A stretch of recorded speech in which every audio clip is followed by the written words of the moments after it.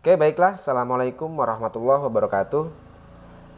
Ya, masih dengan Buana 79, kita lanjutkan untuk proses input dokumen transaksi dari Tangaya Konveksi dengan menggunakan aplikasi Mayop. Ya, sebelum kita mulai, salam semangat dulu untuk seluruh pelajar di Indonesia tentunya, baik dari Sabang sampai Merauke, dari Miangas hingga Pulau Rote. Untuk mempersingkat waktu mungkin kita langsung saja, di mana untuk pertemuan sebelumnya kita sudah sampai pada dokumen transaksi nomor 40. Sekarang kita lanjutkan untuk input dokumen transaksi nomor 41. Langsung saja di sini untuk dokumen transaksi nomor 41, di sini ada bukti kas masuk. Keterangannya adalah penerimaan uang muka penjualan untuk pesanan baju seragam sekolah. Atas adanya bukti kas masuk untuk penerimaan uang muka ini akan kita catat. Kita masuk ke tab menu banking, lalu kita masuk ke receive money. Oke, di sini kita terima untuk payernya atau dari mana. Ini kita ambil di sini. Ini kalau kita lihat dari PD Tanjung Permai, kita cari PD Tanjung Permai, berarti yang PD Tanjung Permai di sini tidak ada ya. Karena tidak ada maka kita buatkan baru. Ini adalah customer baru ya, kita buat new. Ya, kita namanya masukkan saja di sini PD ya. PD Tanjung Permai. Oke, di sini kita kasih kode karena customer C005. Oke, kita oke saja. Ya, kita ambil di sini untuk PR-nya PD Tanjung Permai. Oke, berarti yang ini use. Ya, kita masukkan di sini ID-nya 06, nomor buktinya 06 garis miring BKM. Oke, tanggalnya adalah tanggal 23 Desember 2021. Uang yang kita terima sebagai uang muka di sini adalah 15 juta. Oke, atas uang atau atas penerimaan uang muka ini maka akan kita gunakan akunnya di sini adalah prepaid income ya, kode 2 kita cari prepaid income. Oke, yang ini ya use 15 juta seperti ini. Oke, kalau sudah bisa kita record. Ya, itu dokumen nomor 41. Sekarang kita lanjut dokumen nomor 42. Kembali di sini ada bukti kas masuk dari PT Prima Andalas, tetapi di sini keterangannya adalah penerimaan angsuran piutang. Oke, di sini bedanya antara dokumen nomor 41 dengan dokumen 42 ya, karena dokumen 41 ini bukan penerimaan piutang dagang, maka kita catat menggunakan banking. Tetapi karena 42 ini kita nerima dari uang penerimaan pelunasan piutang, sedangkan piutang itu terjadi atas transaksi penjualan kredit, maka akan kita masuk akan kita catat di tab menu sales, kita masuk ke receive payment. Oke, customernya kita terima dari PT Prima Andalas. Kita masuk di sini. Kita cari Prima Andalas, berarti yang ini. Ya, di sini ada penerimaan piutang untuk pesanan baju seragam sekolah. Di sini yang kita terima adalah angsuran 10 juta. Oke, kita masukkan dulu nomor dokumennya 07 BKM. Oke, tanggalnya 26 Desember. Yang kita terima di sini adalah 10 juta. Ya. Ya, seperti ini. Oke, ini adalah penerimaan angsuran dari piutang dari customer ya. Kita klik 10 juta di sini. Ya, kita tap ke bawah. Oke, kalau sudah kita record. Ya, seperti ini. Oke, lanjut dokumen nomor 43. Oke, 43 di sini ada daftar perhitungan jam kerja. Oke, ada daftar perhitungan jam kerja. Atas adanya perhitungan jam kerja ini, maka akan kita catat di sini untuk perhitungan jam kerjanya. Ini adalah perhitungan jam kerja untuk menyelesaikan pesanan TK023 ya. Di sini untuk jumlah jam kerja untuk menyelesaikan TK02 di sini dalam satu minggunya adalah 100 jam, sehingga 100 jam tarif per jamnya di sini 40.000, sehingga total untuk perhitungan jam kerja minggu keempat ini ya, minggu keempat adalah 4 juta ya. Jadi atas perhitungan jam kerja ini akan kita catat di tab menu akun, lalu kita masuk ke record journal entry. Kita masukkan dulu nomor dokumennya di sini 04 garis miring DP JK 19, tanggalnya 28 Desember. Ya, di sini untuk keterangannya adalah perhitungan jam kerja minggu keempat. Ya. Yang pertama, untuk mencatat atau jurnal untuk mencatat adanya perhitungan jam kerja, yang pertama adalah kita akan lakukan dulu pembebanan gajinya atau kita catat dengan menggunakan jurnal wages and salaries. Ya, pencatatan pembebanan dulu di sini wages and salaries. Oke, nilainya di sini 4 juta. Oke, wages and salaries pada wages and salaries payable kode 2. Ya, berarti yang ini sama nilainya juga 4 juta. Lalu jurnal yang kedua adalah untuk mengalokasikan beban gaji ini ke dalam barang dalam proses biaya tenaga kerja. Berarti di sini akan kita catat dengan jurnal yang kedua, good in process. Kita masuk kode 5, good in process ya, direct wages expense. Nilainya sama 4 juta. Lalu sisi kreditnya kita gunakan wages and salaries. Kita ambil yang kode 5. Ya, berarti yang ini. Sama nilainya 4 juta. Ya, sudah. Jika seperti ini sudah selesai ya, kita langsung record. Yaitu dokumen nomor 43. Sekarang kita masuk ke dokumen nomor 44. Di sini ada bukti kas keluar. Keterangannya adalah kita membayar gaji untuk upah minggu keempat ya. Jadi untuk dokumen 243 ini perhitungan jam kerjanya, sedangkan dokumen nomor 44 ini adalah pembayaran gaji atas perhitungan jam kerja ini. Ya, kita masukkan di sini untuk adanya bukti kas keluar ini akan kita catat di tab menu banking. Lalu kita masuk ke spend money. Oke, di sini kita masukkan dulu nomor buktinya 08 BKK. Ya, tanggalnya di situ kita lihat tanggal 29 Desember 2021. Jumlah yang kita keluarkan sesuai dengan perhitungan jam kerja di dokumen nomor 43 ini adalah 4 juta. Ya, seperti ini, 4 juta. Oke, di sini memonya kita kasih keterangan adalah pembayaran upah minggu keempat. Oke. Akun yang kita gunakan di sini kita gunakan akun wages and salaries payable. Kita masuk kode 2. Ya, berarti yang ini. Ya, seperti ini. Kalau sudah kita record. Oke, selesai dokumen nomor 44. Sekarang kita masuk ke 45. Oke, dokumen 45 ini adalah bukti kas keluar. Di sini kalau kita lihat keterangannya adalah untuk pembayaran perhitungan pengeluaran kas kecil. Ya, ini yang saya sebut di part awal atau di pertemuan awal bahwa setiap adanya voucher kas kecil itu tidak perlu kita catat karena setiap adanya pengeluaran kas kecil itu akan di backup oleh cash in bank pada akhir periode. Nah, pada dokumen nomor 45 ini tanggal 30 semua pengeluaran petty cash atau semua dokumen-dokumen voucher kas kecil ya, seperti dokumen nomor berapa ada di sini untuk voucher kas kecil. Ya, seperti ini. Jadi dokumen-dokumen voucher kas kecil ini sebelumnya tidak perlu kita catat, tetapi pada akhir periode begitu ada pengeluaran cash in bank untuk mengisi dana kas kecil yang tujuannya adalah untuk membackup seluruh pengeluaran kas kecil, maka di sini akan kita catat ya untuk pengeluaran cash in bank untuk mengisi dana kas kecil untuk membayar semua pengeluaran yang dilakukan oleh kas kecil atau petty cash. Sehingga dengan adanya pengeluaran kas kecil untuk mengisi pengeluaran cash in bank ya, untuk mengisi dana kas kecil yang tujuannya adalah untuk membayar seluruh pengeluaran yang dilakukan oleh kas kecil, maka di sini akan kita catat di tab menu banking, lalu kita masuk ke spend money.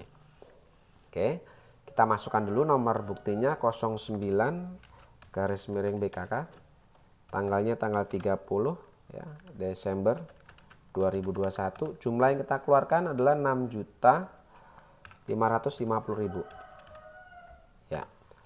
Atas di sini keterangannya memonya adalah pengisian ya, dana kas kecil.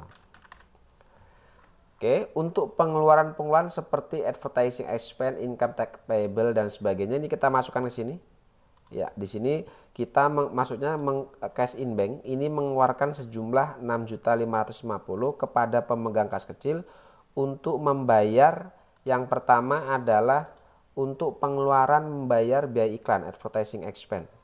Berarti yang ini, ya yang ini, sorry. Ya, untuk biaya iklan ini kita keluarkan untuk 700.000. Sorry. Oke, lalu yang kedua, mengisi dana kas kecil itu untuk membayar income tax payable. Ya, income tax payable kita masuk kode 2, berarti yang ini. Itu nilainya adalah 1.250.000. Lalu yang ketiga untuk membayar other general and advertising expense. Kita masuk kode 6, other and general. Ya, ini nilainya di sini adalah 500.000 ya. Ya, 500.000. Lalu yang selanjutnya ini untuk membayar actual factory. Kode 5. Ya, actual factory overhead cost. Actual factory overhead cost ya, 1.500.000. Ya, actual factory overhead expense apakah ada di sini? Oh, di sini maksudnya expense ya, bukan cost ya. Ini salah, mungkin salah pemilihan pengetikan sini. Lalu yang selanjutnya untuk membayar electricity, membayar biaya listrik, telepon dan air. Berarti yang ini itu adalah 2.600.000. Oh, 2 juta ya. Dan yang terakhir pengisian dana kas kecil itu untuk membayar office supplies. Office supplies kode 1 ya. Office supplies ya, yang ini. Itu nilainya adalah 600. Ya, sehingga totalnya di sini kalau kita lihat di bawah adalah 6.550.000. Ini sudah sesuai dengan jumlah kas yang kita keluarkan. Oke, jika sudah seperti ini langsung bisa kita rekod. Yaitu dokumen nomor 45. Sekarang kita masuk ke dokumen nomor 46. Ada bukti memo di sini nomor 46 ini dari pimpinan untuk bagian akuntansi adalah supaya untuk melakukan atau menyusun jurnal produk dalam proses akhir periode yang ada. Di sini disuruh lihat kartu harga pokok pesanan TK023. Nah, untuk kartu harga pokok pesanan TK023 kita lihat di dokumen nomor 47. Yang ini berarti. Oke, di dokumen nomor 47 ini adalah kartu harga pokok pesanan atas barang dalam proses atau barang yang belum jadi pada akhir periode, yaitu untuk pesanan TK023. Nah, atas adanya barang dalam proses ini, maka kita di akhir periode di sini diminta untuk menyusun produk dalam proses, ya. Oke, untuk menyusun jurnal kartu harga pokok pesanan, ya, yang produk dalam proses ini, yang pertama kita telusuri dulu untuk biaya-biaya yang dikeluarkan untuk memproses TK023, ya. Perhatikan untuk memproses pesanan TK023 di sini sudah menghabiskan biaya bahan baku adalah 5.695.000. Ini sudah kita catat pada dokumen nomor 34, yaitu pada saat permintaan pemakaian bahan baku. Ya, di sini kalian bisa cek di dokumen nomor 34, di situ ada permintaan bahan baku untuk memproses pesanan TK023 dan ini sudah kita catat di jurnal umum sebelumnya. Lalu yang kedua untuk biaya tenaga kerja langsung. Ya, untuk biaya tenaga kerja langsung untuk 8.800.000 ini bisa kalian lihat di dokumen 36. Ya, 36 itu ada perhitungan jam kerja. Lalu untuk yang 4 juta ini pun sudah kita catat di dokumen nomor 43. Di situ ada perhitungan jam kerja minggu ke-4 ya. Jadi 8.800.000 ini perhitungan jam kerja minggu ketiga, bisa kalian lihat di dokumen nomor 36. Sedangkan untuk yang 4 juta ini perhitungan jam kerja minggu keempat, bisa kalian lihat di dokumen nomor 43. Dan ini sudah kita catat semua. Nah, untuk BOP-nya ini yang belum kita catat ya ke dalam jurnal, sehingga tahapan pertama kita catat dulu untuk BOP ini ya, sebagai BOP yang dibebankan. Ini harus kita catat dulu ke dalam jurnal. Oke, sementara ini kita catat dulu, kita masuk ke tab menu akun, lalu masuk record jurnal entry. Kita masukkan di sini nomor dokumennya, kita lihat dokumen nomor 26 ya, 46 karena di sini terkait dengan dokumen 46. Di sini kita masuk 02 garis miring BM. Tanggalnya di situ tanggal 31 Desember 2021. Memonya di sini adalah kartu harga pokok pesanan.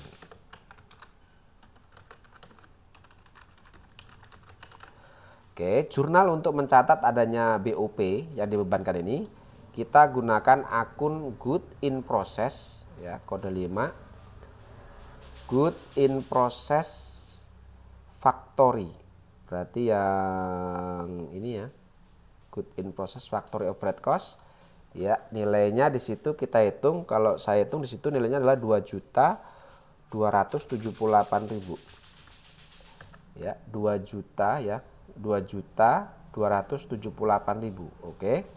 Lalu untuk sisi kreditnya kita gunakan akun applied factory overhead cost. Kita masih kode 5. Ya, berarti yang ini nilainya sama, yaitu 2.278.000. Ya, seperti ini. Oke, lalu setelah kita mencatat BOP yang dibebankan ini sudah selesai, maka langkah yang kedua kita akan catat ke dalam jurnal untuk barang dalam proses ini. Di mana barang dalam proses atau persediaan barang dalam proses itu totalnya adalah 20.773.000. Ini terdiri dari biaya bahan baku, biaya tenaga kerja langsung, dan BOP ini. Oke, jurnal untuk mencatat barang dalam proses ini otomatis karena ini masih barang dalam proses, maka otomatis persediaan barang dalam proses di sini bertambah. Good in process inventory kita gunakan ini 20.773.000. Oke, dimana untuk barang dalam proses ini terdiri dari biaya bahan baku, berarti kita masuk good in process raw material expense. Nilainya kita lihat di situ 5.695.000. Lalu ini di sisi kredit ya. Ya, berapa tuh? 5.695.000. Ya, lalu yang kedua untuk biaya tenaga kerja langsung ini kita akan catat ke dalam good in process direct wages expense. Berarti yang ini. Ya, nilainya di situ 2.278.000. Dan yang terakhir untuk BOP-nya, untuk BTK tadi salah ini ya jumlahnya. Kita ambil yang ini 12.800.000. Oke, dan yang terakhir untuk BOP-nya kita akan catat dengan good in process factory overhead cost. Ya. Ini nilainya 2.278.000. Ya, seperti ini.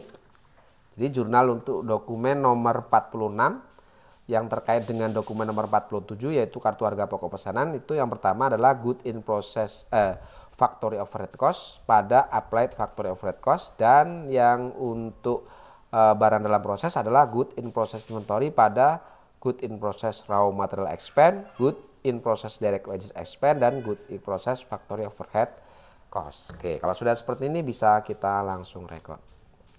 Ya. Selesai dokumen nomor 47. Ya, untuk selanjutnya untuk dokumen penyesuaian kita akan coba kerjakan pada part selanjutnya. Terima kasih. Assalamualaikum warahmatullahi wabarakatuh.